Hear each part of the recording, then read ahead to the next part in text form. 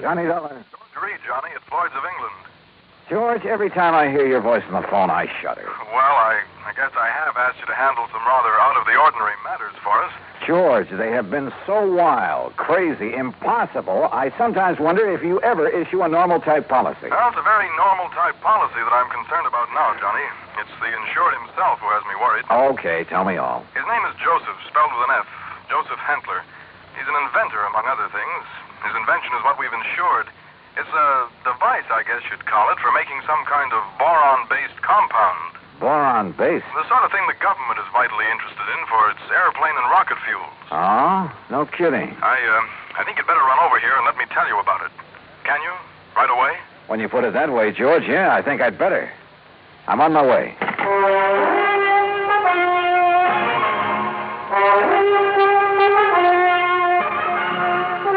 Bob Bailey in the exciting adventures of the man with the action-packed expense account, America's fabulous freelance insurance investigator. Yours truly, Johnny Dollar. And now, Act One of yours truly, Johnny Dollar.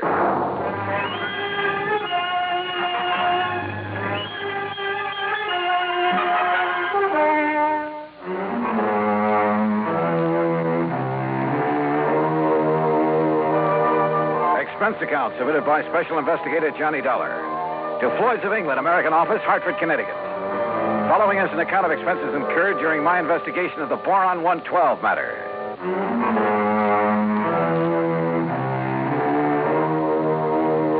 Expense account item 1, $1.10 cab from my apartment to George Reed's office.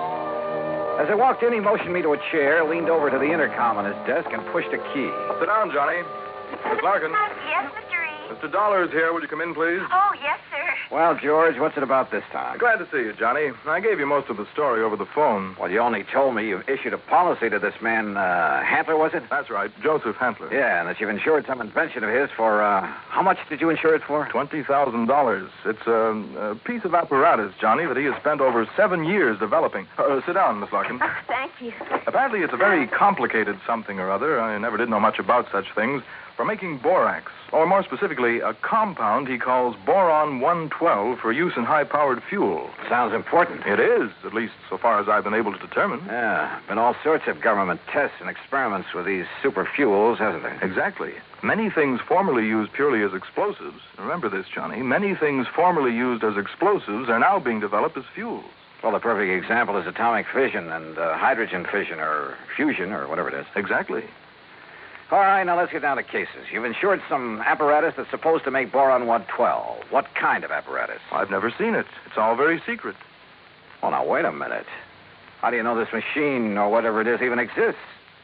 Looks to me like you've insured a pig in a poke. No, Johnny. For $20,000. Wow. No, Johnny, I'm not that much of a fool. One man, a recognized physicist, has, at my request. And mind you, this was before I'd agreed to issue the policy. Understand? Go on. His name is Dr. Hugo von Brauer. Oh, I've heard of him. Yes. Well, Hantler permitted him to see enough to convince von Brauer that he has something mighty important there. That he's on the right track to, well, whatever it is he's out to accomplish. Okay. I'll take your word that you were right in issuing him the policy on it. But now what's happened? The thing blow up in his face or something? No, as I told you over the phone, it's the man himself I'm worried about. Because of something I've just learned. Like what? Miss Larkin, this is Mr. Johnny Dollar. Now, will you please... Yeah, I know. Gee, Mr. Dollar, this is a real thrill. I've heard so much about you. Hi, Miss Larkin. Gee, won't you just call me Louise? Yeah, sure, Louise. Oh, gee. Miss Larkin, will you just tell Mr. Dollar what you told me this morning? Yes, sir. Oh, gee. Well, it was like this, Mr. Dollar. A couple of years ago, well, you know, when I was just a kid, not very mature, you know what I mean? Oh, sure. Go on. Well, some of the kids I traveled around with, some of them were awful immature, compared to me, that is. Miss Larkin. Well, a couple of them had some pretty funny ideas about the government, things like that. You know what I mean?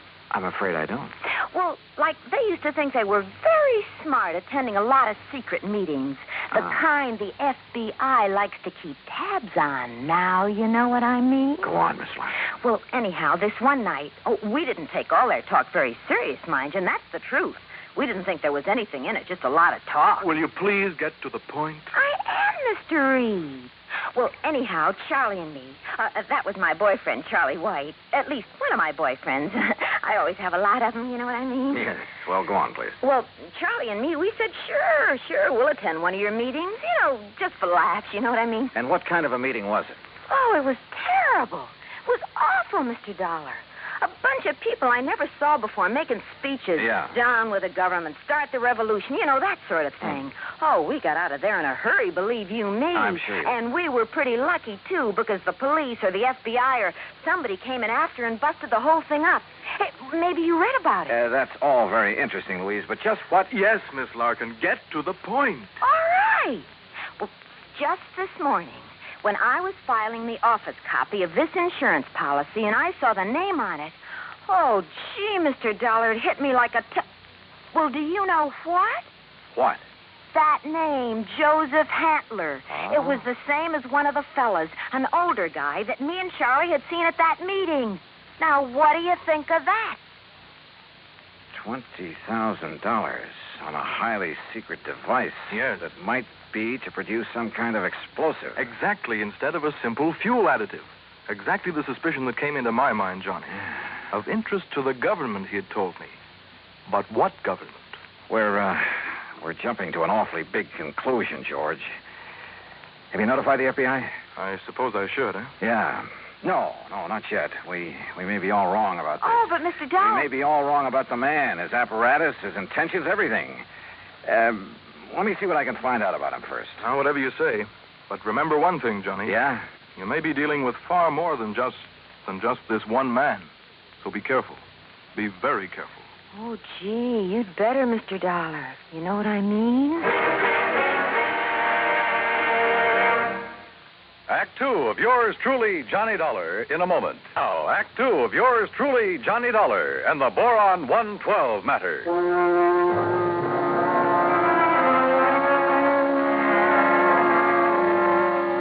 Louise Larkin, secretary to George Reed at Floyd's of England, was certain she would recognize Joseph Hantler, the inventor who had ensured a secret process for making Boron 112. If, that is, he were the same Joseph Hantler she'd met at one time at a meeting of a subversive group. Expense account item 2, $50, deposit on a rental car. In it, Louise and I crossed the Connecticut River to East Hartford, went south to Hockenham on Route 2, then south and east on a seldom-used gravel road that took us a few miles to the edge of a stream called the Salmon Branch. There in a little grove of trees, we found a windowless concrete block building, the so-called laboratory of Joseph Hantler.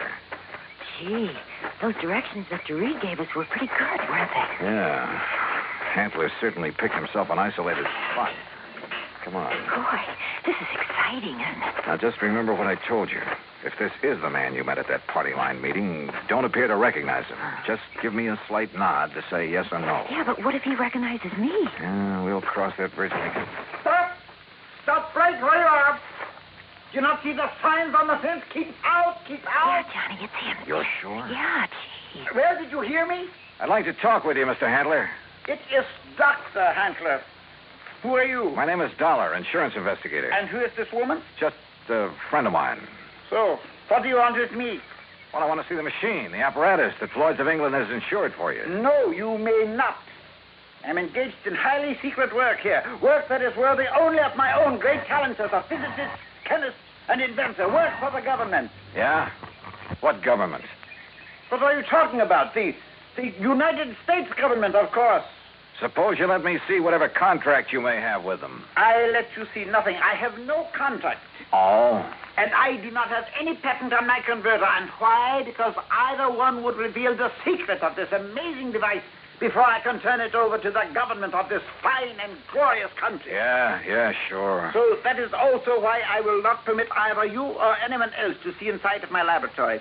So leave. Immediately. Go, get out of here. Dr. Hantler, if you'll just let us... No. Do you understand me now? Mr. Dollar. Oh, hey, now, wait a minute. What's that thing for? You are trespassing on my private property. If I shoot you, I am within my rights. Now leave. Now! Do you hear me? Come on, Louise.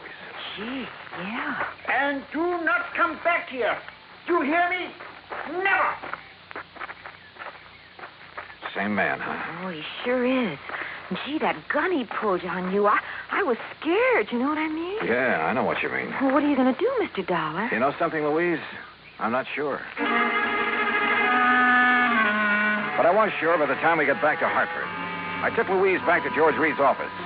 George was out to lunch, but I stopped long enough to telephone an old friend of mine, Lee Houck, at the local office of the FBI. Asked him to meet me for a bite to eat. Sure, Johnny. How about the Hearthstone? Anywhere you say. 1 o'clock? I'll be there. Well. I know what I'd do, Johnny. What, Louise? I'd tell the FBI. That's exact. Yeah, well, we'll see. I know what Charlie would do, too. Charlie? My boyfriend, I told you, Charlie White. Oh, yeah. Well, I'd better be on my way. He'd go out there and he'd kill that crazy old man. Well, Johnny, he just hates those people who are conspired to overthrow the government. Hey, look, tell George when he gets back to the Ever office. since we got drug into that awful meeting of those awful people, why, he hasn't even seen those guys that persuaded he and I to go there that night. Louise. He says if he ever does see any of them, boy, what he'll do to them. Yeah, I'm sure. Now, look, I got to keep a luncheon date. Tell George Reed when he comes back that I'll see him later, huh? Then I'll see you again, Johnny, huh? Hadn't you better answer that phone? Huh? Oh, yeah. Oh, goodbye, Johnny. See you. Lloyd's of England. Oh, Charlie. Hey, Charlie, what do you think's happening? Who I've been talking to? My dream man.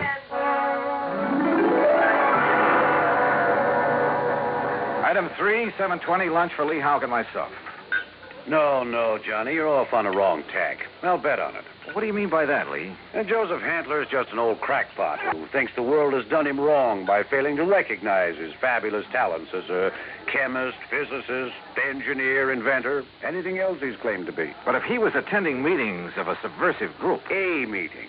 We know all about that. A lot of innocent people have been sucked in on that sort of thing at one time or another. It doesn't mean that they belong or ever have. You can't blame me for being suspicious, though. Isn't George Reed your contact at Floyd's of England? Yeah. Okay. Even his kind of dumb little secretary, name's Louise Larkin. I know the girl. Even she was at one of those meetings before we cleaned him out of town. Not much gets by you boys. With one of her boyfriends, Charlie somebody or other. He's the kind you have to watch out for, Johnny. Young hothead. An easy recruit for a group like that, huh? More important, the kind who's liable to take the law into his own hands when it comes to fighting back at him. But you're sure old Handler is harmless? Sure. He's an erratic old coot, liable to blow your head off if he thinks you're interfering with one of his crazy projects. Yeah, he'd probably rob a bank if he thought he could get away with it to further one of his crackpot inventions, and would feel entirely justified. But believe me, he'd have no part of subversive activity. Hey, you said crackpot inventions. George Reed tells me Dr. Hugo von Brauer okayed this present project. That's a real sad one, isn't it? Huh? Von Brauer, one of the best minds in the country. Until that breakdown last fall. You mean that he's no longer... Holy smoke. Well, sure, Johnny. If George sold him insurance on von Brauer's okay, well... How does Handler keep going? Does he ever sell anything he develops? No, it probably lives off an old trust fund, something like that. Want me to check on it? No, wait till after I've seen him again. Somehow I've got to see that machine of his, see how badly the insurance company stands to get took. Yeah, Johnny. I think you better. Maybe he was right. Maybe the idea George Reed and I had cooked up, that the old scientist was working on some kind of bomb or explosive, was... Anyhow, my problem was to find out exactly what he was working on, what the company had blindly insured. So I drove out there again. To keep Handler from barging out with his gun, I blew the horn a couple of times as I pulled up alongside the fence. But there was no response to it. Good. Maybe Handler wasn't there. Maybe I could somehow get into the place, see for myself what was up. But suddenly, from inside the building came a couple of dull thuds. And then the whole thing began to bulge at the seams, began to... Oh!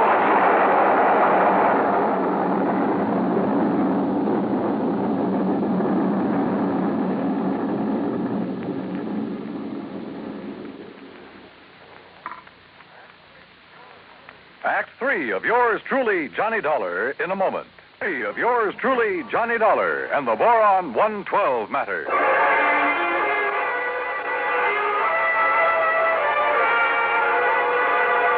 Carefully, I dragged myself out from under what was left of my rental car, where the explosion of the laboratory building had blown me, pushing aside a few chunks of concrete, bits of lumber that had landed on me. and I saw them coming down the road toward me from a car parked in the trees at the side. Louise Larkin, a big, husky football player type who looked as though he could stand a good bath and a shave. Well, served him right. That's all I got to say, Louise. Any guy plotting against the United States, murder's too good for him. Oh, gee, Charlie, it sure looks like he's done for now. He must have went up with the building. Yeah, and it served him right. Oh, gee, there's not a thing left of this lap. Oh, Hello, Louise. Mr. Dollar. Yeah, that's right. And I take it you're Charlie. Yeah. Hiya, Dollar. What do you think of that? You did a pretty good job, didn't you? What? Yes, sirree. Huh? What are you talking about? Was he still inside? Did you murder Dr. Handler, too? Johnny. Now, wait a minute. You think I done that? Oh, no, Johnny. We just got here. Oh, sure. Honest. Charlie was going to have a showdown with him. He was going to drag him out of that place and hand him over to the FBI. Sure. What'd you think? Gee, I was worried about the old man's gun, remember? I remember. But if you think a lousy gun was going to stop me from handing a subversion guy like him over to the... Now, look, you don't mean you think I done this. What would you think? No, I did it. Oh, was it not wonderful? Dr. Handler. Yes, Mr. Dollar, and I want you to meet... So you're still alive, huh? You're okay. I beg your pardon? Well, you won't be for long because I'm going to take you in. I'm going to... Quiet. Mr. Dollar, my good friend, Mr. Dollar. Huh? I want you to meet this gentleman from the commission in Washington. Commission? D.C., Washington. Dr. Bernard Steiner. The Dr. Steiner? Yeah, but of course. I've heard of you, and now it's nice to meet you, Mr. Dollar. This final test, it was proof. It was final, all right. Yes, it was all the proof I need. We observed the buildup of the explosion from the top of yonder hill.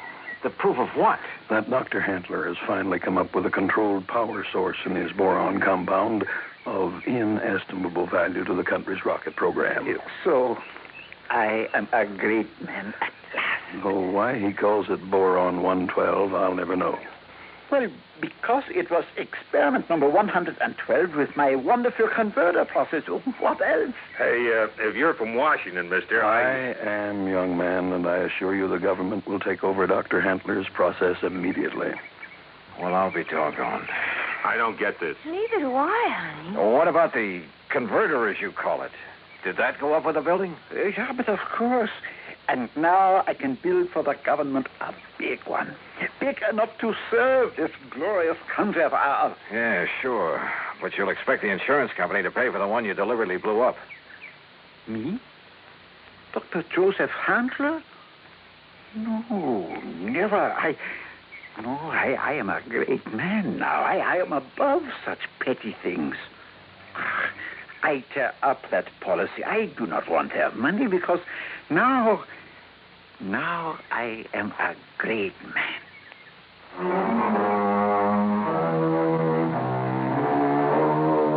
There you are, George. Full report. Payment on the policy is up to you. And if you do pay, at least it's in a good cause. Also, well, I guess you and I have both learned a lesson about jumping to conclusions.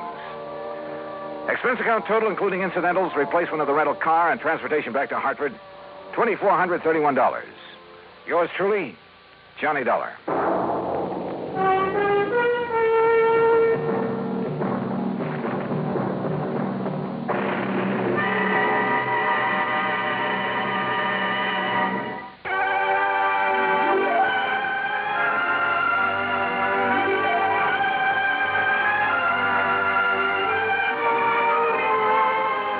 Truly, Johnny Dollar, starring Bob Bailey, originates in Hollywood and is produced and directed by Jack Johnstone, who also wrote today's story.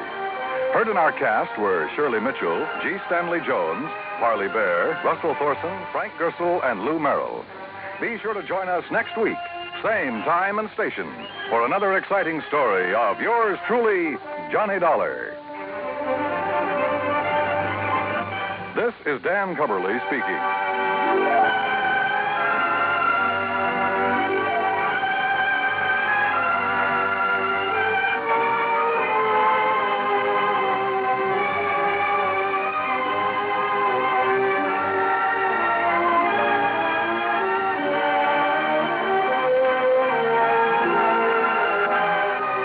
This is the United States Armed Forces Radio and Television Service.